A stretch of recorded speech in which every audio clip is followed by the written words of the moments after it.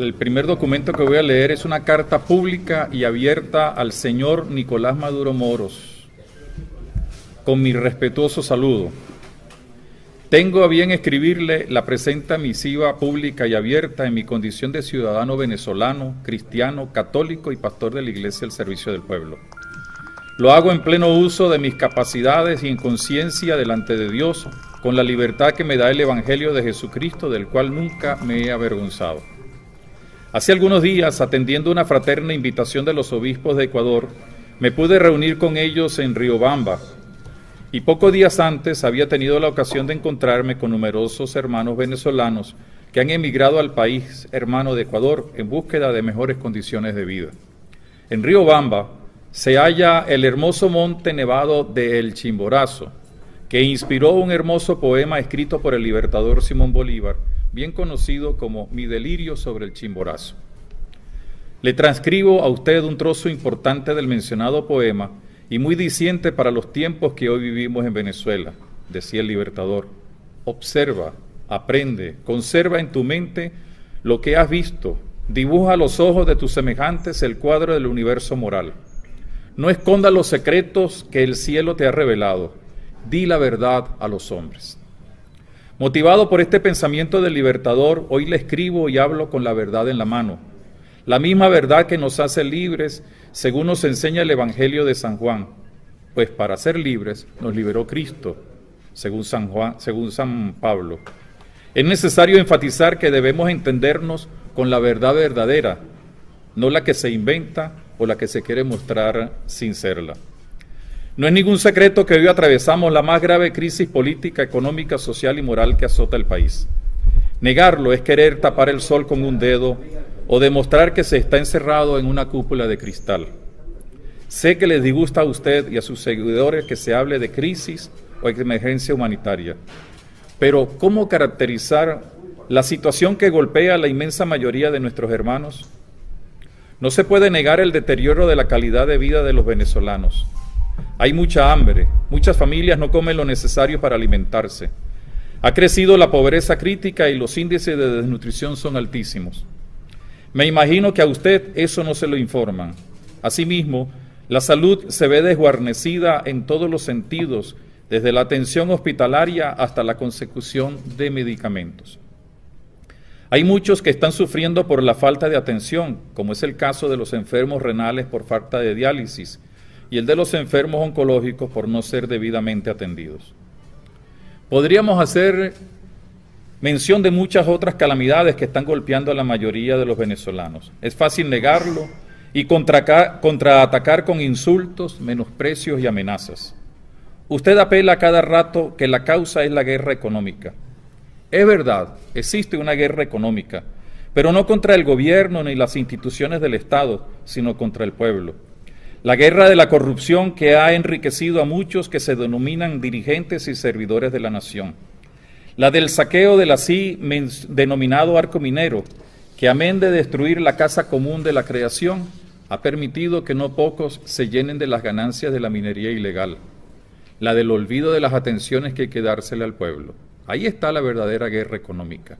Y todo esto tiene sus consecuencias en el deterioro de la calidad de vida de muchísimos hermanos nuestros. Yo me imagino que nunca le habrán señalado cómo en nuestra región tachirense se siguen aumentando las colas para adquirir la gasolina.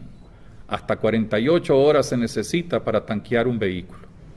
El contrabando de combustible es escandaloso e irreversible, como diría alguien, porque quienes tienen la misión de velar por la protección del pueblo o se hacen de la vista gorda o sencillamente tienen parte en el negocio. Sería bueno que el SEBIN, en vez de andar persiguiendo a quienes piensan diferente al gobierno, se dedicaran a hacer labores de auténtica inteligencia. Así podrían descubrir la presencia de grupos irregulares en el país, particularmente en nuestra región tachirense. De seguro descubrirían los negociados de muchos dirigentes y autoridades, así como de civiles, en torno a lo que es el contrabando de gasolina y otros insumos necesarios. Además, si trabajaran como debe ser, podrían conseguir a los responsables y miembros de las mafias que trafican con personas y llevan a muchos jóvenes y adolescentes venezolanos a la prostitución en otros países como si se tratara de una mercancía apetitosa. De verdad, ¿por qué el SEBIN no realiza una auténtica labor de inteligencia y contrainteligencia en nuestra región y en el país para detectar los males que golpean al pueblo y a sus responsables? Creo que se conseguirían con grandes sorpresas. Debo decirle, como lo sugirió Bolívar en su poema Desde el Chimborazo, debo decirle la verdad. La gente del pueblo está cansada porque sigue siendo menospreciada. Hay represión de todo tipo. Aunque no guste, la inmensa mayoría del pueblo sufre una crisis de carácter humanitario, y se lo puedo atestiguar. No soy de lo que está encerrado en oficinas, sino que camino por las comunidades, me encuentro con todos sin distinción. No ando rodeado de escoltas que portan armamento sofisticado para proteger al Estado. Mi única escolta es la gente con la cual comparto, y mi única arma la cruz de Cristo. Y en todos los sitios donde voy, hablo, escucho y comparto. Ustedes hace mucho tiempo que no caminan libremente por el medio de la gente. ¿Por qué será? No hay que tenerle miedo al pueblo si de verdad uno forma parte de él. Usted habla de diálogo. Yo siempre he sido defensor del diálogo, que requiere del encuentro, del reconocimiento del otro y de la corresponsabilidad en los acuerdos y soluciones que se presenten. Usted ha acudido nuevamente al Papa para que se garantice el diálogo. Además de no haberse cumplido con anteriores acuerdos, según lo indicaba el cardenal Pietro Parolin en la misiva del 2 de diciembre del 2016, no vemos disposición para el auténtico diálogo. Y no me refiero al del entablado o al que se quiere volver a intentar con las élites políticas del oficialismo y de la oposición. Hace muchos años hay un protagonista necesario del diálogo que ha quedado por fuera. Para que haya diálogo verdadero, hay que escuchar de verdad, con sinceridad, al mismo pueblo. Y eso ni se ha dado, ni parece darse. Si usted escuchara al pueblo y su clamor, de verdad, se podrían dar pasos que podrían abrir las puertas para resolver la crisis sin conflicto, sin violencia y sin derramamiento de sangre. Hay muchas cosas que el mismo pueblo ha venido diciendo. Lástima que haya oídos sordos para esto. Entre las muchas cosas que pide el pueblo, hay tres que quiero destacarle para que entienda cómo sí se podría dar una solución a los problemas de nosotros los venezolanos. Siempre he sido consciente de que nosotros mismos podemos dar respuestas a nuestras dificultades e interrogantes. Entre otras cosas menciono la siguiente. Primero, el pueblo le pide a usted que escuche el clamor que proviene de sus sufrimientos por el hambre, por la falta de medicamentos, por la inflación, etc. Atrévase a escuchar a ese pueblo que quiere ser tratado con dignidad y justicia, pero en paz y sin revanchismos. Si usted lo escuchara, podría sensibilizarse y así permitir que quienes quieren ofrecer una ayuda humanitaria lo realicen. Es el bien del pueblo, no el de un grupito, lo que de verdad interesa. Pedir y recibir la ayuda de ese tipo no es ninguna traición a la patria, como están diciendo, sino un deber moral a favor de la dignidad de las personas que no tienen medicamentos, alimentos y otros insumos necesarios. Atrévase a oír al pueblo venezolano. No impida la ayuda que podemos darnos entre nosotros mismos. No impidan como lo hicieron en los valles del Tuy, prohibiendo las ollas comunitarias en una parroquia, y la que se pueda recibir de otros países e instituciones internacionales. No diga que no es necesario. Fíjese en algo delicado.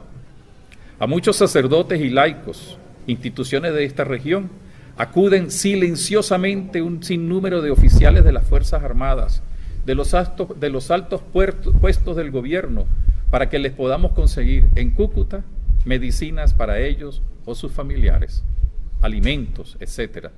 Ciertamente que no se lo dicen a usted por miedo, pero esa es la verdad.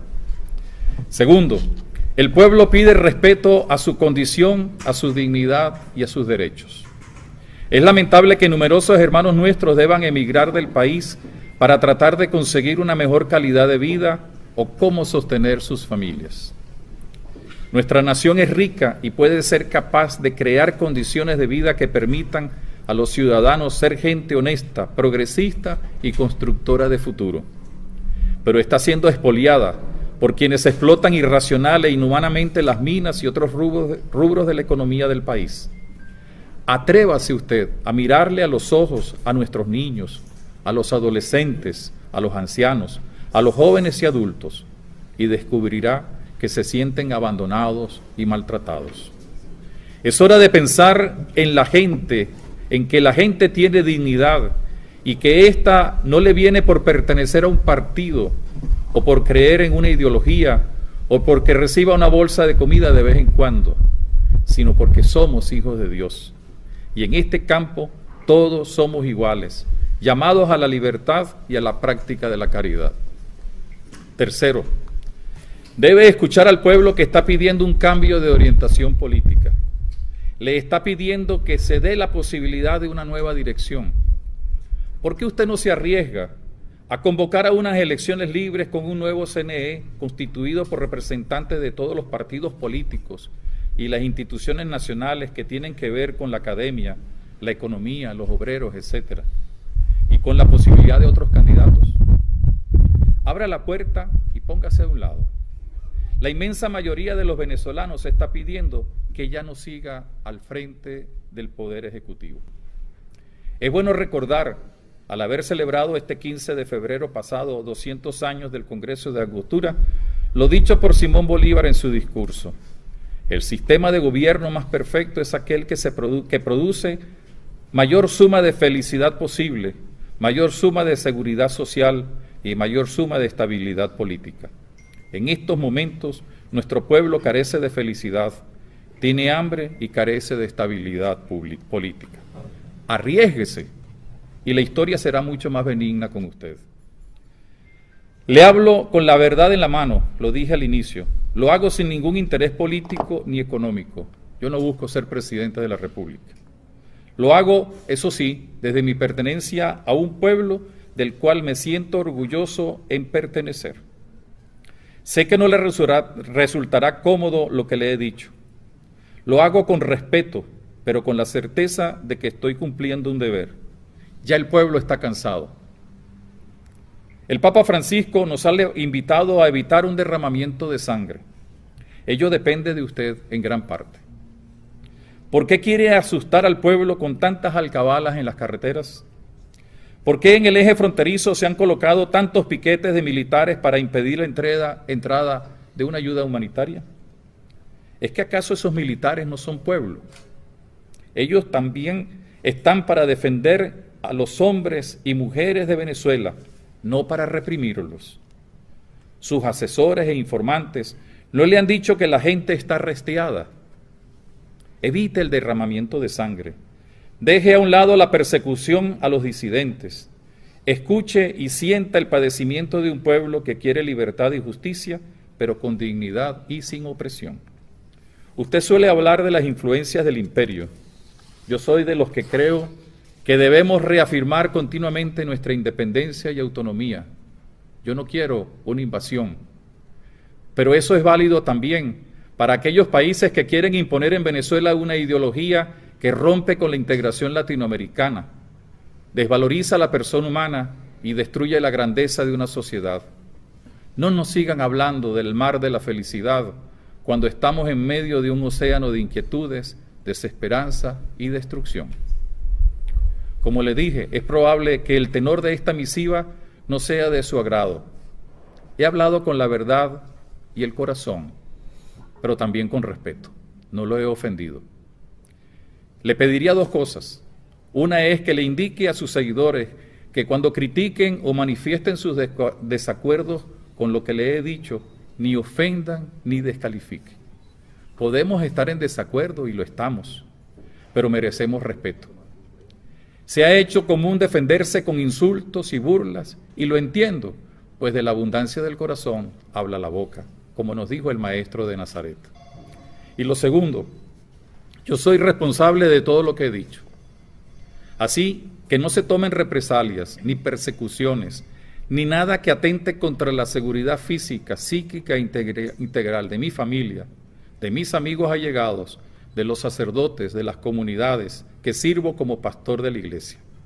Espero poder seguir caminando libremente por las calles y caminos del Táchira, como siempre lo he hecho, sin miedo y también sin persecuciones. En todo caso, cualquier cosa que le acontezca a los mencionados y a mi persona será responsabilidad de quienes den la orden y de quien debe ser capaz de velar por la integridad de todos. Aunque usted no lo crea, le ofrezco una oración para que el Dios de la vida manifestado en Jesús de Nazaret le dé la sabiduría y la luz del Espíritu para que tome la decisión más conveniente para usted y para todo el pueblo venezolano. Ya se lo hemos señalado. Dé el paso. El segundo mensaje dirigido a mis hermanos venezolanos, miembros de las Fuerzas Armadas Bolivarianas de Venezuela. Les saludo con el afecto que puede tener un venezolano hacia otro conciudadano. Además, con la caridad de Cristo presente desde el bautismo en nuestros corazones. Vivimos momentos bien duros. Nuestro pueblo, al cual ustedes y yo pertenecemos, está pasando hambre, desolación, abandono e indefensión. Ustedes lo saben, pues muchos de sus familiares se lo habrán dado a conocer. Ustedes han prestado el juramento de defender a la patria y a sus instituciones. Pero ese juramento no significa que deben estar servilmente a la defensa de una parcialidad política. Es cierto que deben mantener y sostener el orden, pero al hacerlo han de respetar las leyes y el ordenamiento jurídico de la nación. Dicho juramento apunta a defender la dignidad, el protagonismo y los derechos de todos los ciudadanos del pueblo venezolano. Cumplan con sus obligaciones, pero sin olvidar que ustedes también son pueblo. Miembros del pueblo al cual sirven. Nunca olviden esto. Por eso les pido en el nombre del mismo Dios en el que la inmensa mayoría de ustedes creen, que nunca levanten ni la voz ni las armas en contra de sus hermanos. Corremos muchos peligros. Más que cuidar intereses particulares de unos o los propios personales, más que permitir el contrabando en nuestra región, más que reprimir violentamente, sean constructores de la paz, como bien nos lo enseña el Señor Jesús. No se olviden de dónde vienen, de sus hogares, de sus familias, de sus vecinos, de sus compañeros, de sus amigos. ¿Cómo quedaría la conciencia de ustedes si le dispararan al pueblo cuando lo atropellan con el abuso de autoridad? Aquí en la tierra podrán sentirse y creerse superiores, pero un día deberán presentarse ante el juicio de Dios y allí estarán desnudos con su conciencia y ante un Dios que todo lo sabe y lo conoce. Hoy hay que escuchar la voz del pueblo que sencillamente está clamando porque se le escuche, porque sea atendido, porque sea dignificado. Es cierto, el juramento de fidelidad a la Constitución, de reconocimiento de sus autoridades, pero ese juramento también y sobre todo va dirigido al pueblo, a defenderlo, a dignificarlo. No dejen de sentirse pueblo, no dejen de acompañarlo, no dejen de protegerlo. Para eso hicieron de verdad el juramento como militares, policías, autoridades. Actúen en el nombre de Dios. En ese mismo nombre acompañen a su pueblo que quiere, repetimos, ser escuchado y que necesita una ayuda humanitaria que también les favorecerá a ustedes mismos con sus familiares y cercanos. En el nombre del Señor.